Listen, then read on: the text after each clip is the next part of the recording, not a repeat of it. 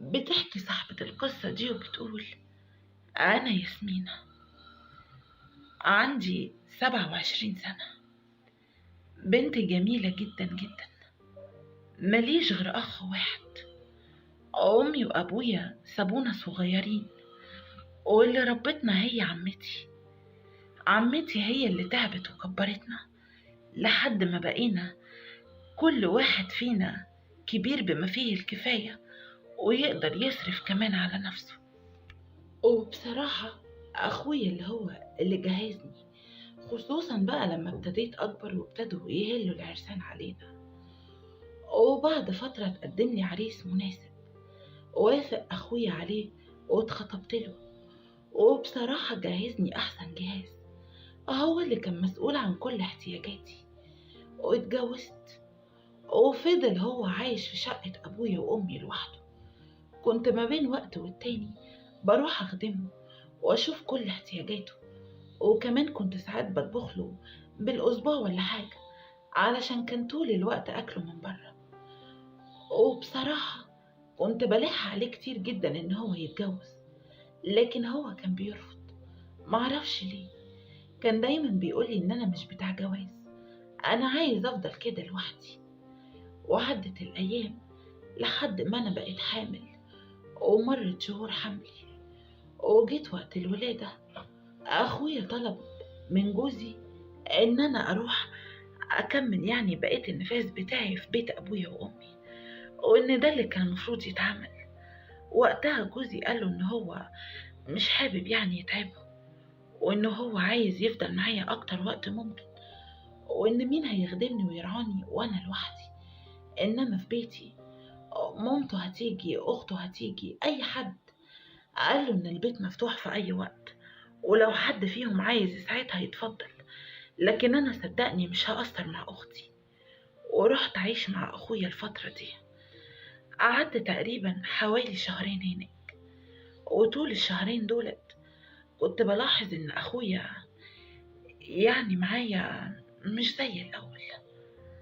كنت بحس كده إن يعني كنت ساعات بحتاج له ضروري إن أنا مثلا لما أغير هدومي أسند عليه، أو يساعدني في حاجة، أو حتى يناولني حاجة مش طايلاها. كنت بحس إن هو بيتعامل معايا بطريقة غريبة. أول مرة أول مرة أشوفه بيتعامل معايا بالطريقة دي. وكمان كنت بحس إحساس غريب، زي ما يكون يعني راجل غريب عني. أكيد انتوا فاهمين، أنا مش عارفة أوضح أكتر من كده. كنت بتكسف قوي قوي قوي في وجوده، وطلبت من جوزي أكتر من مرة إن هو يجي ويحاول يروحني بيتي بأي طريقة، لكن في كل مرة أخويا كان بيرفض، وبيقول له مستحيل أختي تسيب البيت غير لما تبقى كويسة جدا جدا. هو ده يعني مش كانت هتفضل قاعدة فيه لو أمها أو أبوها عايشين؟ وطبعا جوزي كان بيتكسف، علشان كده كان بيسيبني قاعدة، وأنا ما كنتش عارفة أعمل إيه. لحد ما في يوم دخلت أخد شاور بعد ما نيمت ابني، وقلت يعني أخش بسرعة كده قبل ما يصحى تاني.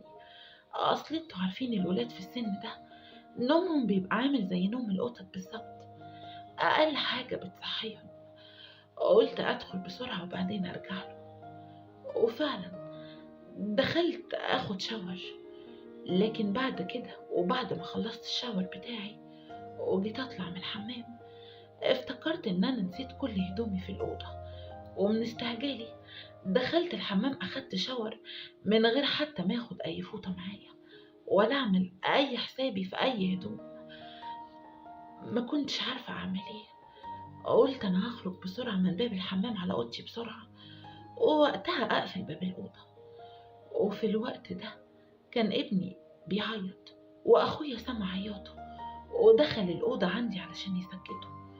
وأنا وقتها من كتر لخمتي إن أنا عايزة أدخل الأوضة بسرعة ما حسيتش ولا خدت بالي من وجوده، وإن هو موجود معايا في نفس الأوضة.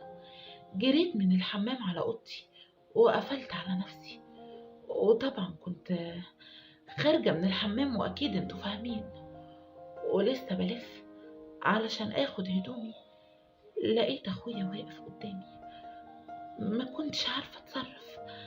كنت واقفة قدامه كده وانا زي ما انا، وحتى الكلام مش قادرة اتكلمه، وكنت مكسوفة جدا جدا.